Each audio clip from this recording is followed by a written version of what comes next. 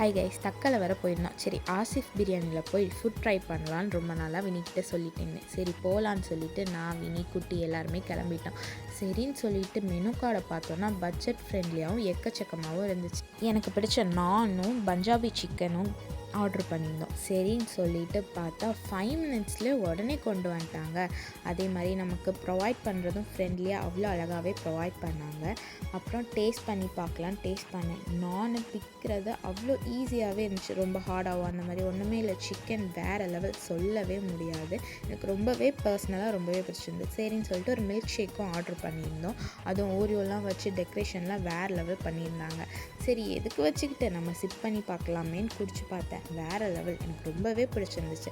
அதே மாதிரி யூனிக்காக வாட்டர் கேனும் வச்சுருந்தாங்க. சரி வினியும் அவங்களும் ட்ரை பண்ணாங்க. ரொம்பவே பிடிச்சிருந்து அவங்களுக்கு.